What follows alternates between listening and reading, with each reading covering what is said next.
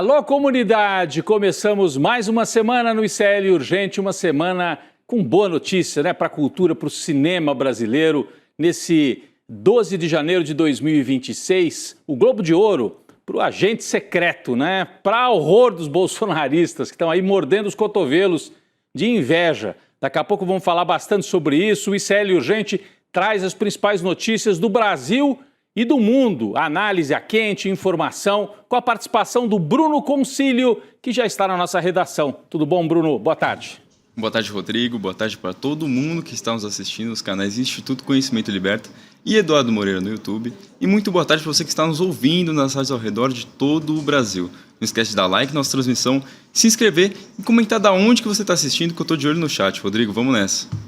Vamos nessa. Boa tarde, Bruno. Boa tarde para você que mora nesse país em que a oposição de extrema-direita continua correndo atrás de Trump, mas sem muito sucesso, né? Primeiro foi o Eduardo Bolsonaro que levou aquele contrapé quando o Trump retira o tarifaço do Brasil. E dessa vez, Flávio Bolsonaro, escolhido por Jair para ser o candidato agora em 2026, volta dos Estados Unidos sem a fotografia que ele queria. E olha que ele não pediu nem fotografia com o Trump. Com o Marco Rubio já servia, mas nem isso ele ganhou. Então a direita volta sem a foto. Eles são, né, aqueles adoradores da bandeira dos Estados Unidos, né? Vão transformar a campanha nisso, né, numa extensão da Casa Branca. Mas estão fracos até para fazer isso. Daqui a pouco vamos trazer mais informação sobre esse fato que envolve o Flávio Bolsonaro. Mas vamos abrir o programa de hoje com notícia boa, né, gente? O raio caiu 2 vezes no mesmo lugar. O filme O Agente Secreto, que mostra os horrores, né, da ditadura militar no Brasil, fez história ao conquistar 2 prêmios numa mesma edição do Globo de Ouro.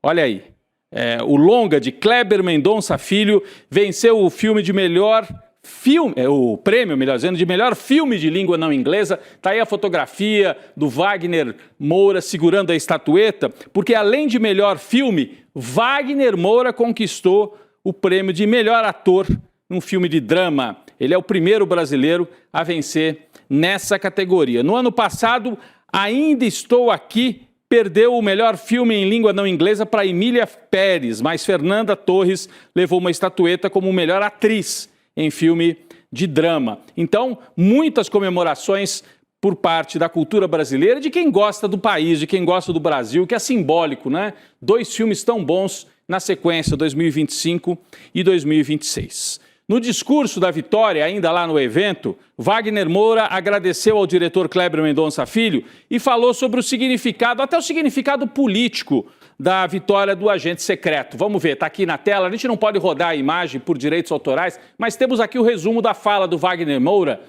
Abre aspas, é um filme sobre memória, a falta dela, a falta de memória, e também um trauma geracional. Eu acho que se um trauma pode ser passado por gerações, os valores também podem.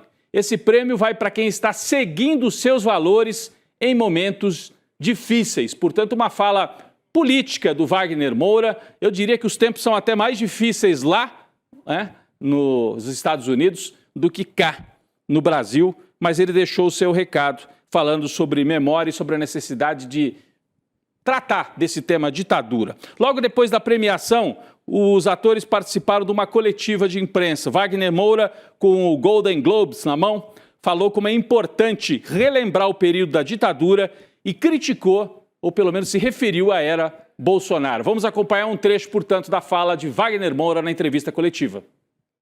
I think we have to keep making films about the dictatorship. The dictatorship is still an open scar in Brazilian life. It happened 50 years ago only. We recently had from 2018 to 2022, we had a far right wing president in Brazil /fascist that is a physical manifestation of the echoes of the dictatorship. So the dictatorship is still very present in the Brazilian daily life. So we have to keep making films about it. Dizer necessário, né? Para quem não conseguiu ver a legenda, o Wagner Moura falando num bom inglês ali, né?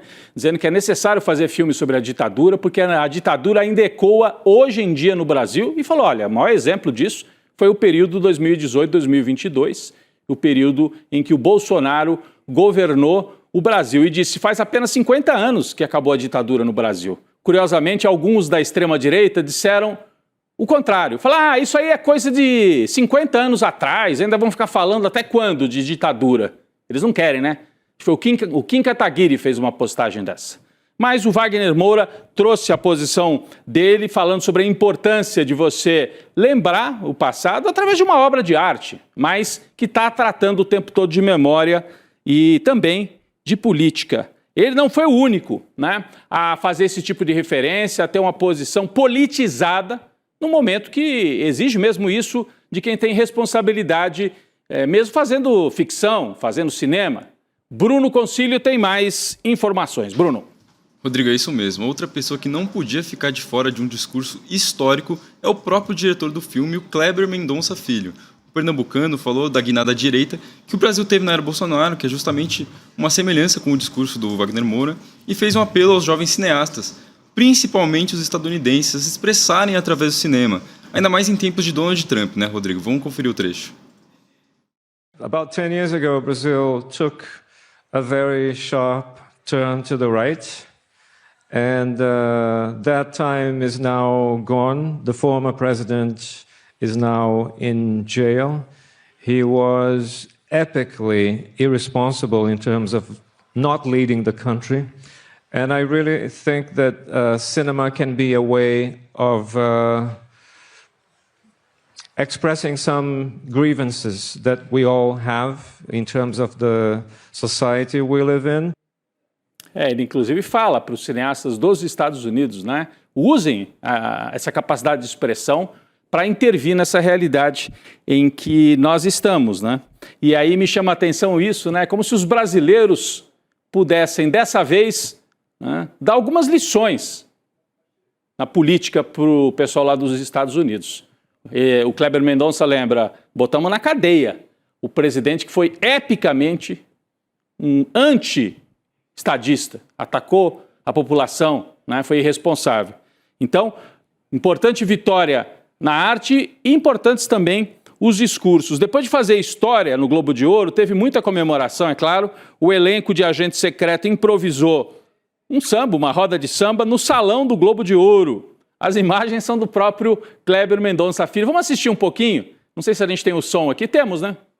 Ah, não podemos? Ah, porque tem música. Ah, mas muito bem. Aí aparece o Wagner Moura com a boa parte ali do elenco do filme e eles estão sambando e você vai ver, a hora que a imagem descer um pouquinho, que eles estão sambando em torno da estatueta do Globo de Ouro. Vai dar para ver daqui a pouco. A estatueta ali no chão e o elenco brasileiro fazendo essa festa merecida, grande festa, pela estatueta, pelas duas estatuetas, né? Melhor ator e melhor filme de língua não inglesa, grande vitória da arte e do cinema brasileiro. O presidente Luiz Inácio Lula da Silva parabenizou o ator Wagner Moura, ganhador do Globo de Ouro, na categoria de melhor ator em filme de drama.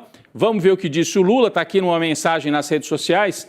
Viva o cinema brasileiro, que segue sendo sinônimo de orgulho nos principais palcos do mundo. O Agente Secreto é um filme essencial para não deixar cair no esquecimento a violência da ditadura e a capacidade de resistência do povo brasileiro. Lembrando que no ano passado, quando o filme esteve em Cannes, o Lula aí gravou mesmo, né? Aliás, teve uma conversa por telefone com o Wagner Moura. Essa conversa circulou muito hoje, como se fosse de hoje, mas ela era de alguns meses atrás. De qualquer maneira, Lula e as plataformas aí ligadas ao governo Lula fizeram várias postagens dando os parabéns para o Agente Secreto. Um outro destaque, pessoal, a gente está falando muito do Wagner Moura, do Kleber Mendonça, mas quem assistiu o Agente Secreto sabe que uma pessoa que brilhou demais nas cenas foi a atriz Tânia Maria, que interpreta Dona Sebastiana. A Tânia estreou no cinema apenas aos 73 anos, no filme anterior do Kleber Mendonça, o Bacurau, num papel secundário, mas que também ficou marcado, né, nas telas. É um papel icônico. Ela acho que disse uma frase só no Bacurau. Dessa vez a Tânia aparece muito mais em Agente Secreto. E a crítica internacional, se a gente puder ainda deixar um pouquinho das imagens da Tânia Maria aqui na tela, a crítica internacional já menciona como uma possível candidata ao Oscar de melhor atriz coadjuvante. Seria épico também se ela concorresse, imagine se ganhar, né, como atriz coadjuvante. Inclusive, ela está virando um ícone, né, um ícone pop também aqui no Brasil. Durante um evento de sósias da Tânia Maria, num cinema no Rio de Janeiro, enquanto eles estavam ali reunidos para fazer essa escolha, quem é que seria a sósia da Tânia Maria, veio a notícia da vitória no Globo de Ouro. E a turma comemorou demais. As imagens foram cedidas pelo portal Amado Mundo, do nosso colega Guilherme Amado. Vamos dar uma olhadinha na festa da vitória que veio no cinema na hora que a turma estava escolhendo a sósia da Tânia Maria. Vamos dar uma olhada. Parabéns!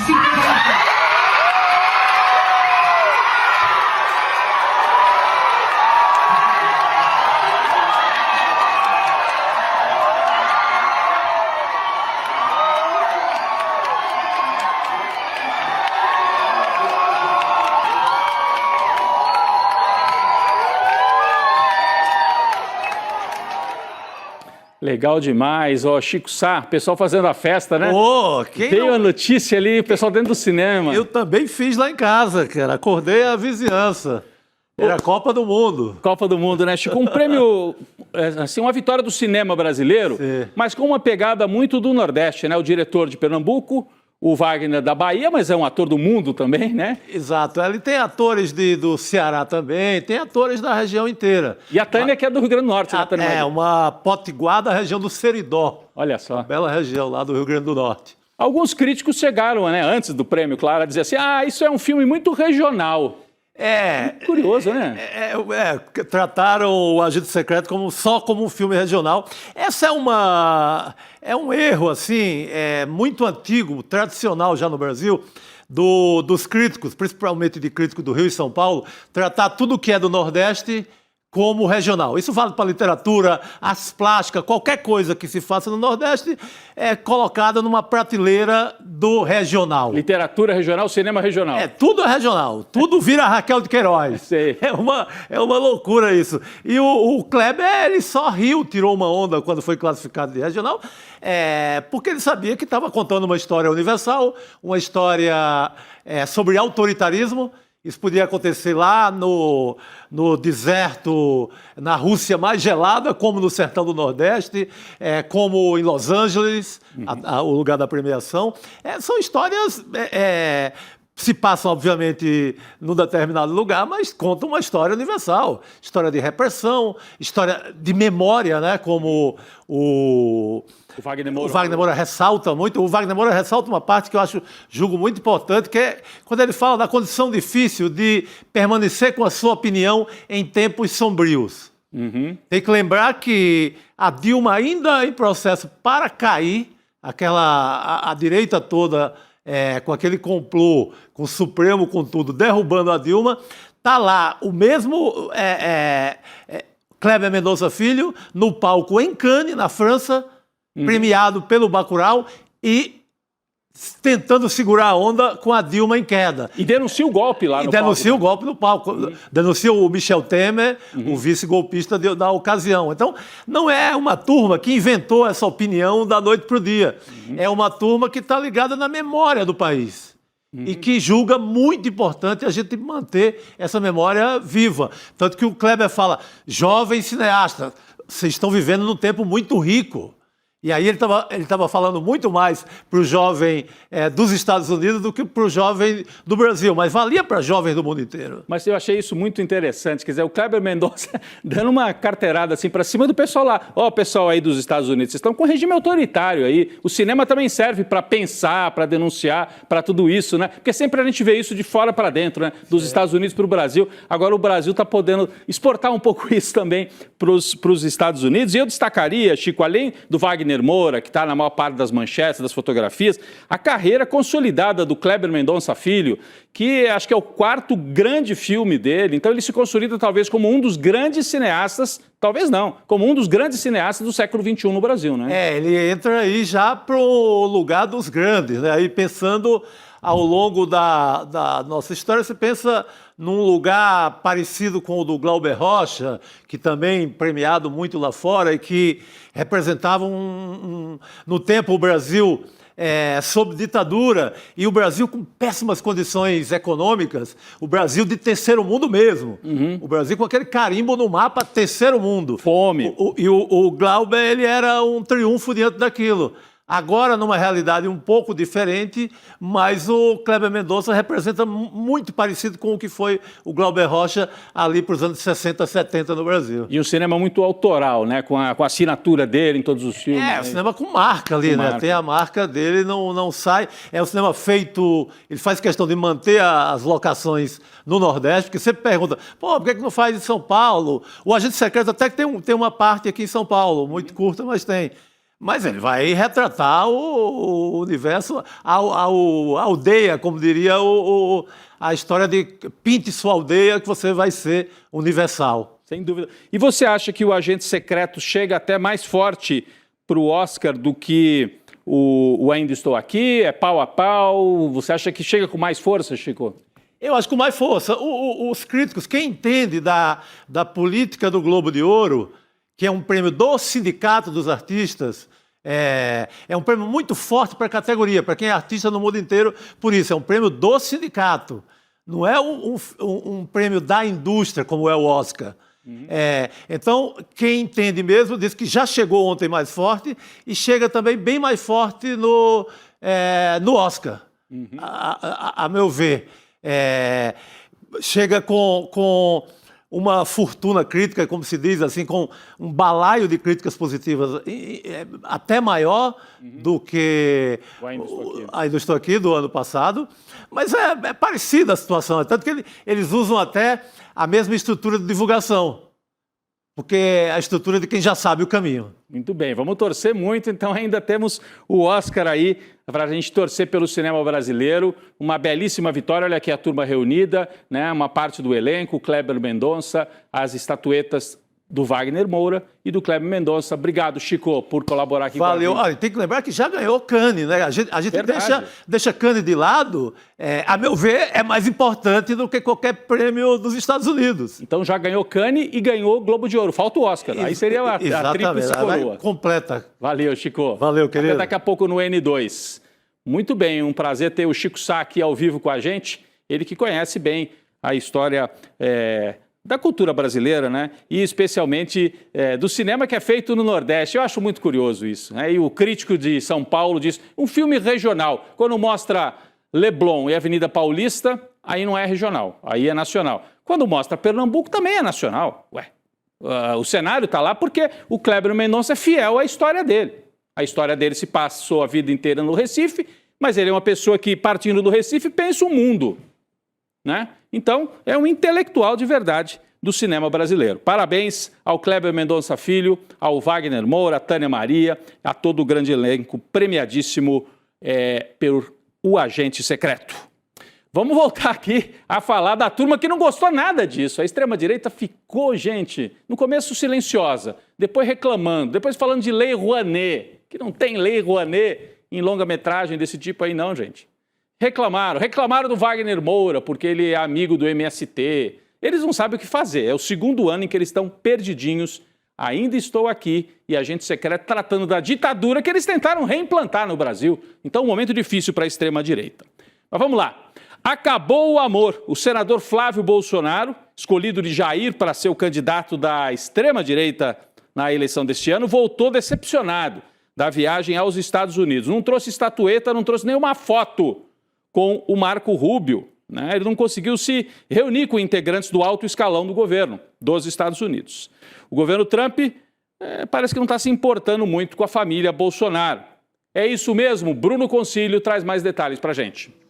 Rodrigo, o Trump ele mandou o famoso nós um abraço, não é? Mas enfim, o principal objetivo do Flávio é obter no mínimo um registro, como você falou, no mínimo uma fotinho com o secretário de Estado, o Marco Rubio.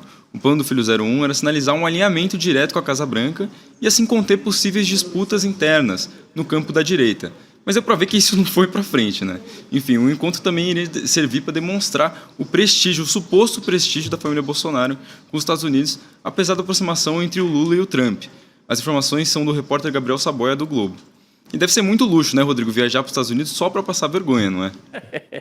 É tradição da família, viu, Bruno? O Bolsonaro foi para fugir da posse do Lula, o Eduardo foi para prender, ele achava, né, o Xandão e terminou humilhado, e agora o Flávio Bolsonaro também. Tríplice coroa ao contrário para a família Bolsonaro. Bom, enquanto isso, o Trump atira para todo lado, né? O alvo da vez é a ilha de Cuba. Olha só o que escreveu Trump nas redes sociais sobre Cuba, colocando no alvo mesmo. Vamos lá, temos aqui na tela. Cuba viveu durante muitos anos com grandes quantidades de petróleo e dinheiro da Venezuela. Em troca, Cuba forneceu serviços de segurança para os 2 últimos ditadores venezuelanos, mas isso acabou. A maioria desses cubanos morreu no ataque dos Estados Unidos na semana passada. Não haverá mais petróleo nem dinheiro para Cuba. Zero. Sugiro que façam um acordo antes que seja tarde demais. Então ele joga com esse terror psicológico. Cuba está sob ataque há muitos e muitos anos. É verdade que agora a situação é mais complicada, né? A economia está estrangulada há muito tempo, né? E o Trump fala aí uma mentira, né? Que Cuba mandava segurança para 2 ditadores. Primeiro que Hugo Chávez nunca foi ditador, né? O anterior ao Maduro. E segundo que Cuba também enviava serviços médicos para a Venezuela e para vários países da América Latina. Então são mentiras, mas ele usa para fazer terror psicológico. Trump, inclusive, debochou nas redes sobre a possibilidade de intervir na ilha.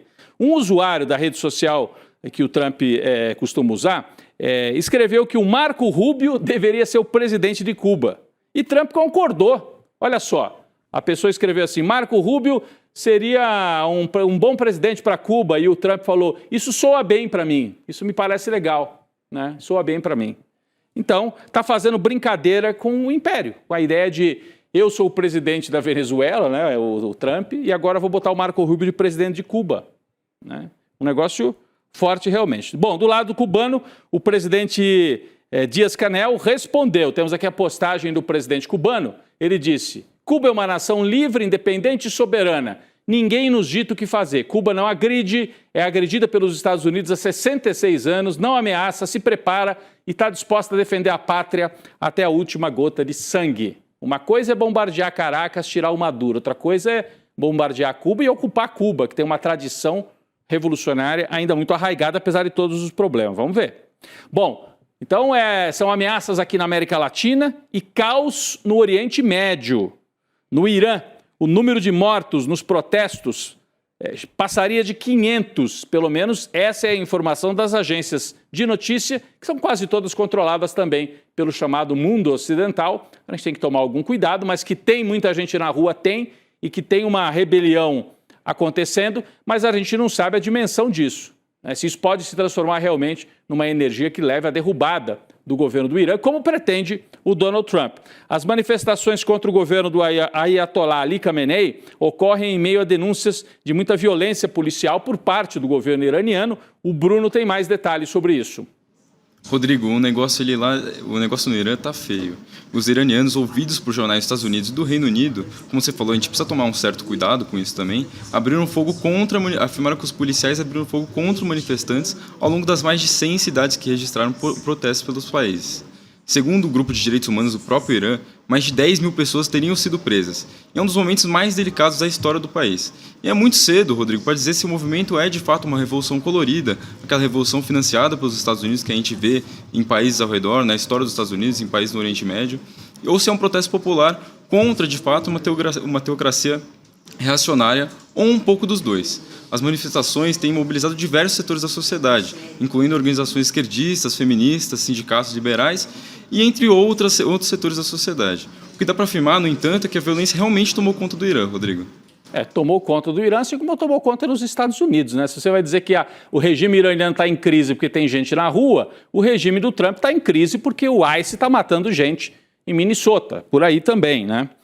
Em Londres, houve uma cena que chamou bastante atenção durante um protesto em apoio aos manifestantes do Irã. Um homem escalou o balcão da embaixada do Irã, lá em Londres, e retirou a bandeira da República Islâmica. A gente tem as imagens aí, né? O sujeito sobe, retira a bandeira da República Islâmica e, no lugar, eu diria com uma certa conivência dos guardas, que duvido que ele fizesse isso numa embaixada de um governo ocidental, e no lugar ele colocou a antiga bandeira com o leão e o sol. Então ele tira a bandeira da República Islâmica e coloca a bandeira que faz referência ao governo anterior, que era uma monarquia que escancarava o Irã para os interesses ocidentais, né? É isso que eles querem, uma parte dos manifestantes, que o Irã volte a ser uma espécie de colônia europeia? Não sei, mas são manifestações que estão correndo o mundo e com muita influência e muito empurrão assim por parte do mundo ocidental, torcendo para que o Irã caia. O ministro das Relações Exteriores do Irã declarou hoje que o país está sob controle total. Inclusive o Ali Khamenei falou na televisão, fez um pronunciamento dizendo que os adeptos do governo também estão se manifestando e defendendo e que a revolução, chamada Revolução Islâmica, não vai se entregar assim facilmente e que os estrangeiros não vão reocupar o Irã. Importante registrar isso também.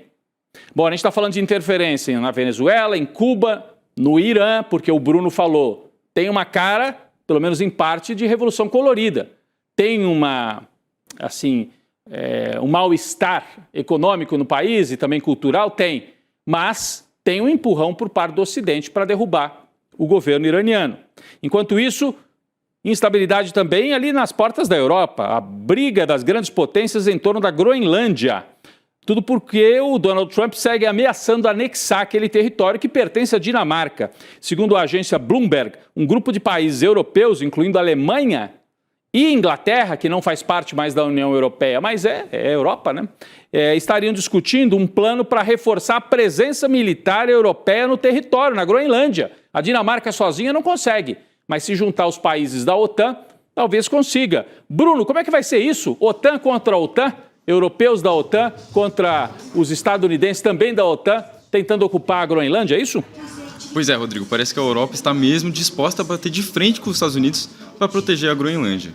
A iniciativa de reforçar a presença militar no território está sendo liderada pelo Reino Unido e pela Alemanha. Eles vão propor a criação de uma missão conjunta da OTAN para proteger a região, o que é meio estranho, né, Rodrigo? Porque é isso que você falou. OTAN contra os Estados Unidos não faz muito sentido. Enquanto isso, a Casa Branca se articula para obter o território através da compra. O secretário de Estado, Marco Rubio, vai receber líderes dinamarqueses e groenlandeses em Washington, D.C., nessa semana para discutir as possibilidades, Rodrigo. Vamos aguardar, mas é mais um foco de instabilidade no mundo. Eu vou passar um pouco adiante, só avisando a nossa equipe aqui, eu vou para o noticiário nacional agora direto aqui, sobre a novela Banco Central contra o Master, né, que mobiliza muita gente aí para atacar o Banco Central, né? O Gabriel Galípolo, presidente do Banco Central, se reuniu hoje em Brasília com o ministro Vital do Rego Filho, presidente do TCU. O objetivo da conversa é encontrar um ponto de equilíbrio que preserve o papel constitucional do Tribunal de Contas, já que há um ministro lá do TCU que parecia que estava operando a favor do Master e contra o Banco Central, né? O assunto não para por aí. Empresas ligadas a irmãos e a um primo do Toffoli, do Dias Toffoli, ministro do TCU, tiveram como sócio um fundo de investimento ligado ao Banco Master. A informação foi revelada hoje pela Folha de São Paulo. Bruno, olha o Dias Toffoli aí todo enrolado e agora a gente entende a aflição dele para, de alguma maneira, proteger o Banco Master, né, Bruno? Rodrigo, é isso mesmo. Cada dia uma novidade surge em torno desse caso, Rodrigo. É um tema imortal, assim. Esse fundo de investimentos, que tiveram parentes de Toffoli como sócio, é ligado a uma estrutura usada pelo Master em fraudes investigadas por autoridades. Os fundos envolvidos têm como administradora a Reage, empresa que também geria fundos ligados a Borcário e é investigado na Operação Carbono Oculto, sob suspeita de lavagem de dinheiro para o PCC. Até o momento, Rodrigo, o Dias Toffoli não se manifestou sobre o caso. Vamos aguardar. Tá quietinho, né, o Dias Toffoli. Bruno, obrigado mais uma vez pela parceria aqui no ICL Urgente. Até amanhã para você, Bruno. Obrigado, Rodrigo, e até amanhã. Até amanhã, mas eu tenho mais um recado aqui sobre o mapa da mina. A gente vive nesse mundo turbulento, oscilação do petróleo, invasão para lá, invasão para cá. O Edu Moreira vem aí no fim de janeiro com o mapa da mina, que é aquele momento em que ele faz previsões. E nos últimos anos ele tem acertado muito. Previsões que ajudam você a saber onde investir o seu dinheiro. Então, o mapa da mina, dia 29 de janeiro, quinta-feira, às 8 horas da noite. Como é que você acompanha? É uma espécie de análise de conjuntura do Eduardo Moreira, mas em vez de focada na política, ela vai focada para a economia. E aí ajuda você, para a sua poupança, para o seu dinheirinho, onde é que você vai aplicar em 2026? Você digita em iclurgente.com.br, digita iclurgente.com.br, coloca o seu e-mail, no dia 29 de janeiro a equipe do ICL te avisa, o Mapa da Mina vem aí com Eduardo Moreira. Pessoal, o que vem aí também é o N2 com a Gabi Varela e o Chico Sá, que estava aqui até agora, né? Mas estão voltando para o N2, eu também vou para lá daqui a pouquinho. O ICL Urgente volta amanhã.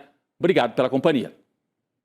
Enquanto a Faria Lima disse que o dólar ia chegar a 7, enquanto a Faria Lima disse que a bolsa ia cair, enquanto a Faria Lima dizia que o Brasil estava virando uma Venezuela, teve um relatório chamado Mapa da Mina que disse que a bolsa ia subir no segundo semestre e bater o recorde histórico, que o dólar ia passar o ano inteiro abaixo de 6 e ia chegar em 5,30, que disse que a curva de juros ia começar flat e da metade para o final do ano inverteria, que disse que os multimercados teriam um ano melhor esse ano do que nos outros anos, e acertou tudo. Pois é, o Mapa da Mina é o relatório que mais tem acertado todos os anos. Em 2025 acertou absolutamente tudo. A notícia boa é que o Mapa da Mina 2026 está chegando e ele é gratuito e só pensa no seu interesse, diferente dos relatórios dos bancos, que só pensam em vender produtos para vocês. Vai acontecer 29 de janeiro, quinta-feira, às 8 horas da noite. Encontro todos vocês lá. Esse ano a gente vai bater recorde de pessoas assistindo. Vamos bater todo mundo lá da Faria Lima. Fala pessoal, tudo bem? Leandro Demore aqui para dar uma notícia incrível. O ICL tem sua própria revista digital, a revista Liberta, um novo espaço de jornalismo profundo, crítico,